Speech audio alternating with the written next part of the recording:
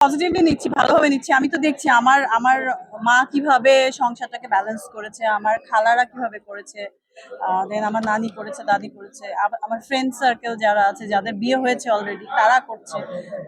So আমি বিয়ে করিনি, তাতে কি আমার এক্সপিরিয়েন্স আছে, এবং আমিও একটা মেয়ে। সো মেয়েরা না বাই বন্ড কিছু দায়িত্ব, হয়তো বা এটা গড গিফটের দায়িত্ব নিজের মধ্যেই থেকে শুরু করে দেয় একদম যখন মেয়ে থাকে। বাবার বাসায় যখন থাকে বাবা মায়ের দায়িত্ব, ভাই বোনের থাকলে, ছোট ভাই বোন থাকলে।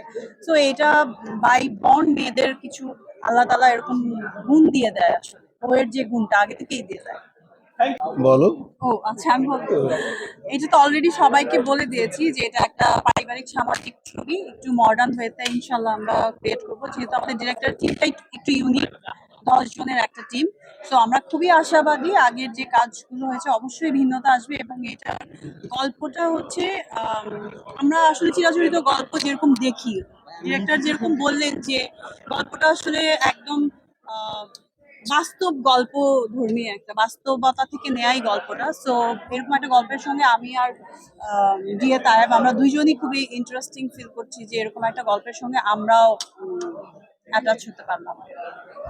আমি বলতে চাই, বলবো, আমি বলে দিই, হুম, এটা সুস্থ, স্বাভাবিক এবং সুন্দর। অত্যন্ত সুন্দর একটা মুভি, যেটা সমাজের জন্য, সমাজের একটা মেসেজ এবং প্রত্যেকটা পরিবারের জন্য খুব কাজে লাগবে। একটা স্বাভাবিক ছবি যেখানে কোনো রকম অশিক্ষা, অযোগ্যতা অর্জন করা যাবে না, সেইখানে সেই ছবিটার নাম হলো বউ। তো বউ মুভিটা নিয়ে আমরা আশা করছি যে আপনাদের প্রত্যাশা, আপনাদের ভালোবাসা, আপনাদের চেষ্টা আমরা পূরণ করতে পারবো। হ্যাঁ, অবশ্যই একটু ভিন্ন ধরনের হবে। যেমন একটা মাথা থেকে যেরকম আইডিয়া আসবে, 10টা মাথা থেকে অনেক, যেহেতু তারা সবাই ক্রিয়েটিভ ডিরেক্টর, তো সবার মধ্য থেকে আরো ক্রিয়েটিভলি ছবিটা মানে তৈরি হবে, এটাই আমি আশাবাদী।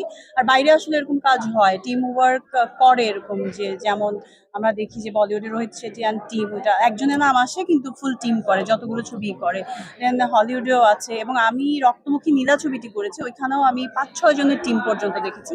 বাট এখানে আরো বেশি unique, and I am so hopeful for that.